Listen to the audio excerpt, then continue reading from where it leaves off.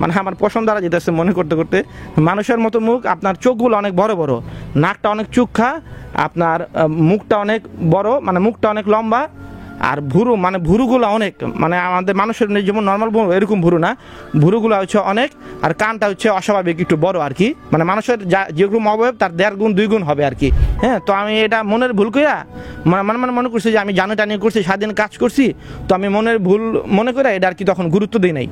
গুরুত্ব দিয়ে যখন হাতিঝিল মধুবাগ ব্রিজের মাঝামাঝি আসছি, মানে ঈদের সেকেন্ড দিনের কারণে হাতিঝিল মধুবাগ ব্রিজ থেকে একদম আমার বাসা পর্যন্ত কেউ এখানে ছিল না, একটা 20, 25 বা 30 হয়তো বা এরকম বাজে, একটা মানুষও ছিল না। যখন আমি হাতিঝিল মধুবাগ ব্রিজের মাঝামাঝি আসি তখন দেখি মানে মাঝারি রঙের একটা কুকুর, মানে আপনার বাদামি রঙের হবে, মাঝারি রঙের একটা কুকুর মানে সামনে দিয়ে আমার মানে দাঁড়াই গেছে, সে 2 পায়ে ভর করে দাঁড়াই গিয়ে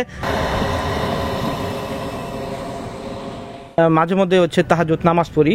তাহাজ্জুদ নামাজ পড়ার আমি একদিন তাহাজ্জুদ নামাজ পড়তে 3:30 বাজে উঠেছি, উঠে নামাজ পড়তেছি। নামাজ পড়ার পরে এখন আমি আজানের জন্য হচ্ছে আপনার নামাজ পড়ার পরে আজানের জন্য ওয়েট করতেছি। তো হচ্ছে আজান দিতে প্রায় 7-8 মিনিটের মতো বাকি। তো আমি বাসা থেকে বের হয়ে যাই মসজিদের উদ্দেশ্যে। তো যখন বাসা থেকে আমি বের হয়ে যাই, আমার বাসা থেকে মসজিদ যাইতে আপনার প্রায় 5-6 মিনিটের মতো লাগে। তো আমি ভাবছি যেতে যেতে আজান দিয়ে দিবে। হ্যাঁ, তো বাসা থেকে বের হওয়ার সময়, বাসা থেকে বের হওয়ার পরে আমি আপনার যখন আমাদের একটা গলি, তারপরের গলি, তার 3 নম্বর গলিতে হচ্ছে মসজিদ। তো আমাদের গলি পার হয়ে আমি সেকেন্ড গলিতে যাই। সেকেন্ড গলিতে যাওয়ার সময় দেখি একটা মেয়ে দাঁড়ায় রয়েছে আর কি, 22-23 বছরের মেয়ে দাঁড়ায় রয়েছে, আর 3-4টা কুকুর ওকে দেখে অনেক জোরে ঘেউ ঘেউ করতেছে, অনেক জোরে ঘেউ ঘেউ করতেছে। তখন হচ্ছে আমি সামনে গিয়ে মাটি থেকে 3-4টা ইট নিয়ে আমি ওই ইটগুলা কুকুরকে মেরে আমি ওই কুকুরগুলা ভাগাই দিই আর কি। হ্যাঁ, ভাগাই দিই। তারপর আমি ওখানে গিয়ে ওই মেয়েটাকে জিজ্ঞেস করি যে আপনি কোথায় যাবেন এত রাতে? তো উনি বলছে যে আমি মগবাজার মোড়ে যাব। মগবাজার মোড়টা কোন দিকে? তাই আমি পরে বললাম এটা ডাইনে গিয়ে আপনার বামে গিয়ে, ডাইনে গিয়ে একদম বামে যে রাস্তা ওটাই হচ্ছে মগবাজার মোড়ের রাস্তা। পরে আমি ওনার জিজ্ঞেস করলাম আপনি এত রাতে মগবাজার মোড়ে যাবেন, একটা মেয়ে মানুষ? কয় না, আমি প্রতিদিনই যাই। হ্যাঁ, পরে আমি বললাম যে আপনি এত রাতে যাবেন, চলেন আপনার আমি একটু আগাই দিই। তো আমি তার একটু আগাই দিলাম আর কি, মানে আমাদের গলি পর্যন্ত তার আগাই দিলাম, আগাইতেছিলাম। আর আগানের মাঝখানে তার সাথে একটু কথা বলতেছিলাম যে আপনি কি করে, আপনি কোথায় থাকেন? পরে উনি বললো যে আমি এইখানে থাকি, মানে উনি সরাসরি সামনে বডিটা সামনে রেখে হাতটা জাস্ট খালি পিছনে দেওয়া বলছে যে আমি এইখানে থাকি। পরে উনি বললো যে আপনি এত রাতে যাবেন ওখানে, যেতে যেতে আপনার ভয় লাগবে না? কয় না, আমি প্রতিদিনই যাই। হ্যাঁ, আমি হলি ফ্যামিলিতে জব করি, আমি প্রতিদিনই যাই। তখন আমি ওখানে দাঁড়ায় আসি, আমি বললাম যে যান এই রাস্তা গিয়ে ডানে যাবেন। তো উনি যেতেছে, আমি হুট করে আবার ডানে বামে তাকাইলাম, তারপরে ওনারা আমি আর দেখি নাই। হ্যাঁ, তো আমার মাথায় এটা ক্যাচ করে না যে উনি যে বলছে প্রতিদিনই যায়, অথচ উনি মগবাজার মোড় চিনে না। এটা আমার একদিন পরে ক্যাচ করছে মাথায়। আমি যাক সামনের দিকে আগাই। আমি ফজর নামাজের পরে আমি আমার ফুপুর বাসায় যাব। আমার ওটা হচ্ছে ঈদের সেকেন্ড দিনের ঘটনা আর কি। ফুপুর বাসায় যাব, আমাকে ঈদের দিনে যেতে বলছে, কিন্তু আমি ঈদের সেকেন্ড দিনে আর কি রওনা দিই, কারণ ঈদের আগের দিন রাতে আমার কাজ ছিল। তো সেকেন্ড দিন রওনা দেওয়ার পরে আমার ওই যে ফুপার আপনার মৃত্যুবাসে গিয়েছিলো, ওগুলো অ্যারেঞ্জমেন্ট করতে করতে আমার রাত হয়ে যায়, প্রায় 12টা 12:30 বেজে যায়। 12টা 12:30 বাজার পরে যখন আপনার অনেক রাত হয়ে যায়, তো আমার ফুপু বলছে যে আজকে থেকে যা, আজকে তোর এখানে যাওয়া লাগবে না, বাসায় যাওয়া লাগবে না। তা আমি আবার বলছি যে না ফুপু, আমার পরের দিন কাজ আছে, আমার বাসায় যাইতেই হবে, না গেলে আমি পরের দিন সকালে যাই কাজে অ্যাটেন্ড করতে পারবো না। তখন হচ্ছে সে হচ্ছে পরে আমি ফুপুরে বইলা টইলা অনেক রিকোয়েস্ট করে পরে আমি ওই আপনার 12:30টার দিকে তাদের বাসা থেকে বের হই। তার বাসা থেকে আপনার মেন রোডে বাস স্ট্যান্ডে আসতে প্রায়, তখন ঈদের সেকেন্ড দিন কোনো আপনার গাড়ি ঘোড়া ছিল না, রিক্সা ছিল না, মানে ওনাদের বাসা থেকে বাস স্ট্যান্ডে আসার জন্য কোনো রিক্সা টিক্সা ছিল না। তো তাদের বাসা হচ্ছে নির্জন টির্জনের এলাকা, এরকম উত্তরার ওইখানে। তো আমি ওনাদের বাসা পর্যন্ত হাইটা আসার পরে আমি আজমেরিতে বাসে উঠি। আজমেরিতে বাসে উঠে আপনার 7 রাস্তায় নামি, কারণ ওই যে আপনার মগবাজার মোচাক ফ্লাইওভার দা উঠলে আমাকে একদম অললেস নামতে হবে। আমি 7 রাস্তা থেকে রিক্সা নিয়ে হাতিঝিল মধুবাগ ব্রিজে চলে আসি। মধুবাগ ব্রিজে চলে আসার পরে মানে ওই পারে গেলে হচ্ছে মধুবাগ ব্রিজ। তো আমি এই পারে চলে আসি, এপারে চলে আসা আমি মধুবাগ ব্রিজে উঠছি। উঠার পরে আমি 10 থেকে 12 কদম দিছি। 12 কদম দিছে মধ্যবাগ হাতিঝিলে যে ব্রিজটা আছে, ব্রিজের ডান পাশে দেখি মানে যে রেলিংটা আছে, রেলিংয়ের উপরে দেখি আপনার মানুষের মতো মুখ, আপনার মানে আমার পছন্দ দ্বারা যেতেছে মনে করতে করতে, মানুষের মতো মুখ, আপনার চোখগুলো অনেক বড় বড়, নাকটা অনেক চুক্ষা, আপনার মুখটা অনেক বড়, মানে মুখটা অনেক লম্বা, আর ভুরু মানে ভুরুগুলো অনেক, মানে আমাদের মানুষের যেমন নর্মাল ভুরু এরকম ভুরু না, ভুরুগুলো হচ্ছে অনেক, আর কানটা হচ্ছে অস্বাভাবিক একটু বড় আর কি, মানে মানুষের যেরকম অবয়ব তার 1.5 গুণ 2 গুণ হবে আর কি। হ্যাঁ, তার চোখ ছিল খোলা, আর মাথার নিচের অংশটুকু হচ্ছে আপনার যে মেয়েরা যেমন হিজাব পরে না ঠিক ওই রকমের আর কি। তো আমি তারা দেখা চোখের পলক ফালানোর সাথে সাথেই দেখি নাই। হ্যাঁ, তো আমি এটা মনের ভুল কইরা মনে করছি যে আমি জানি টানি করছি, স্বাধীন কাজ করছি, তো আমি মনের ভুল মনে করে এটা আর কি তখন গুরুত্ব দিই নাই। গুরুত্ব দেওয়া যখন হাতিঝিল মধুবাগ ব্রিজের মাঝামাঝি আসছি, মানে ঈদের সেকেন্ড দিনের কারণে হাতিঝিল মধুবাগ ব্রিজ থেকে একদম আমার বাসা পর্যন্ত কেউ এখানে ছিল না, একটা 20, 25 বা 30 হয়তো এরকম বাজে, একটা মানুষও ছিল না।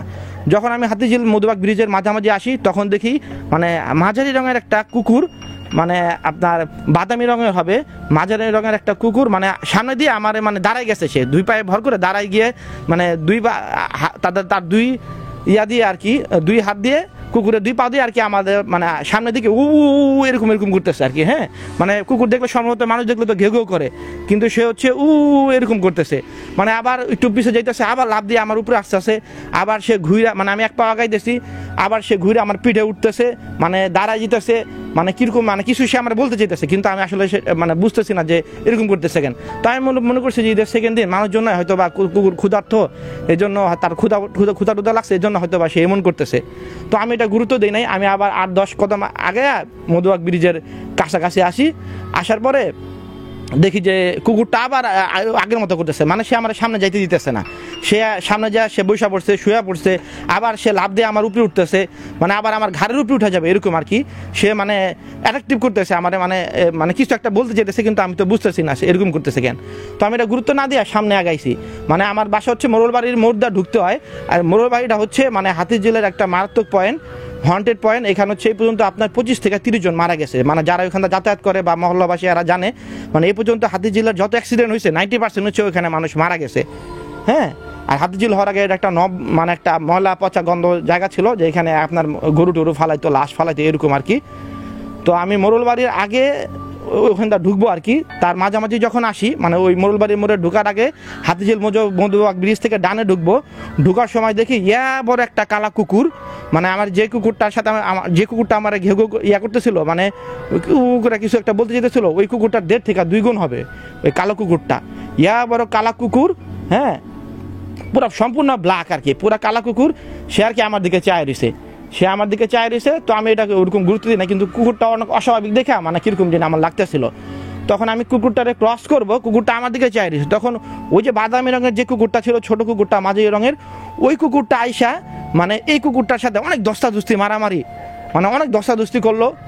তো আমি এটা ওরকম গুরুত্ব না দিয়ে আমি সামনে আগাইতেছি, আর এখান থেকে ওই কুকুরটার সাথে মারামারি করতেছে। তো আমি সামনে আগাইতেছি, আগাইতে যাওয়ার পরের দিকে ওই মোড়লবাড়ি যখন মুখোমুখি আসছি, তার মনে করেন যে 100 ফিট, তার এই 80 ফিট দূরে থেকে আমি দেখতেছি, মানে মোড়লবাড়ির মোড়টার ওইখানে দেখি একটা লোক আপনার প্রায় 12 থেকে 15টা ওই সেম সাইজের কুকুর, মানে বিভিন্ন রঙের 12 থেকে 15টা কুকুর নিয়ে দাঁড়ায় আছে। ওই 12 থেকে 15টা কুকুরও নড়াচড়া করে না, আর ওই লোকটাও নড়াচড়া করে না। ওই লোকটা আছে মোড়লবাড়ির মাঝখানে দাঁড়ায়, মানে যেমন ভাষণ দিলে অনেকে মানে শ্রোতাদের উদ্দেশ্যে কিছু বলে না, এরকম মনে হইতেছে যে কুকুরগুলারে ওই লোকটা লিড দিতেছে এরকম আর কি। হ্যাঁ, তো ওই কুকুরগুলা হচ্ছে প্রায় 12-15টা কুকুর হচ্ছে আমার দিকে চায় রয়েছে, ওই লোকটাও আমার দিকে তাকায় রয়েছে। হ্যাঁ, তো আমি হঠাৎ ঘাবড়াই গেলাম, কিরে এতগুলা কুকুর আমার দিকে চায় রয়েছে, এবং তারা কেউ ঘেউ করে না, সারা শব্দ করে না, মনে হইতেছে যে গাছের একটা পাতাও নড়তেছে না, মানে এরকম আর কি। মানে আমরা যেমন ছোটবেলায় বরফ পানি খেলি না, এরকম তারা খেলছে, এরকম তারা মনে হয়েছে যে ফ্রিজ হয়ে রয়েছে আর কি। ওই 14-15টা কুকুর আমার দিকে তাকায় রয়েছে, ওই লোকটা আমার দিকে তাকায় রয়েছে। তখন আমি হচ্ছে তাদের কাছাকাছি চলে আসছি, কাছাকাছি চলে আসার পরে তখন ওই কুকুরটা দেখি, ওই কালো কুকুরটার মায়েরা টাইরা মানে মুখে হালকা রক্ত ভরায় একদম দৌড়ায় সে আর কি আমার কাছাকাছি আসছে। তখন আমি হচ্ছে আর একটু সামনে আগে মোড়লবাড়ি মোড়ের কাছাকাছি আসছি, ওই লোকটা থেকে আমার 10-12 হাত ডিস্টেন্স হবে। তখন ওই কুকুরটা মানে আমার কাছে আসতে পারতেছে না, আর কুকুরগুলার মাঝখানে কুকুরগুলার ওখানে যাইতে পারতেছে না।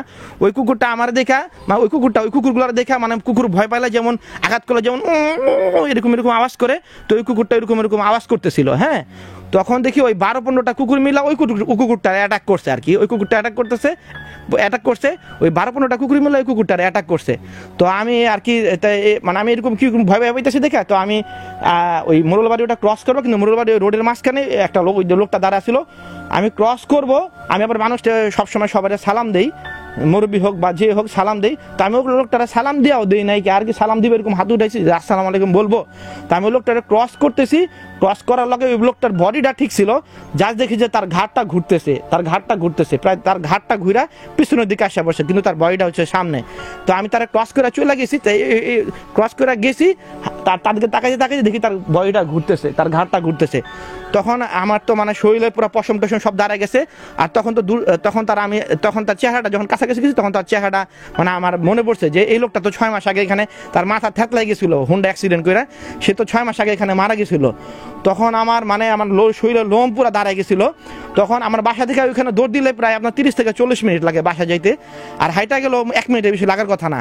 আমি ওখান থেকে এক দৌড়ে আপনার বাসা যাওয়ার চেষ্টা করছি, আমি মনে হয় 20 মিনিট দৌড়েছি, কিন্তু আমার বাসা আমি খুঁজে পাই নাই, বাসা খুঁজে পাই না। তখন অনেক কষ্ট আমি আমার বাসা খুঁজে পাই, আমি বাসায় উঠছি। বাসায় উঠার পরে আমার আম্মুরে ডাক দিলাম, ছোট বোনে ডাক দিলাম, ছোট ভাইরে ডাক দিলাম, সবাই বললাম যে আমি তো এরকম এখানে যে 6 মাস আগে একটা লোক মারা গেছিল, ওই লোকটা আমি এখানে দেখলাম আর কি, ওই লোকটা দেখলাম, ওই লোক অনেকগুলো কুকুর নিয়ে এখানে দাঁড়ায় আসছিল। তখন আমার আম্মা আবার বললো যে কি কছে এগুলা, আমি বললাম হ্যাঁ আম্মা, ওখানে ভয় পাই, আমার পুরো শরীরের প্রতিটা লোম আর কি তার কাটার মতো দাঁড়ায় গেছিল, শরীর পুরো ঠান্ডা হয়ে গেছিলো আমার। তখন আমি বললাম যে এরকম ওই লোকটার তো আমি এখানে দেখলাম। তখন মা আবার তাড়াতাড়ি করে আমাদের যে দোতলায় একজন মহিলা ছিল আর কি, ওই বুজুর্গ মহিলা আর কি, উনি এসব নিয়ে তদবির করে, আবার এসব নিয়ে অনেক কিছু জানে আর কি, অনেক দূর থেকে তার কাছ থেকে লোক আসে, আমল টামল করে আর কি উনি। তখন আর কি ওই আম্মা তাড়াতাড়ি উনারা ঘুম থেকে উঠাইছে আর কি, ঘুম থেকে উঠানোর পরে বললো যে কী হয়েছে তোর সাথে আরিফ।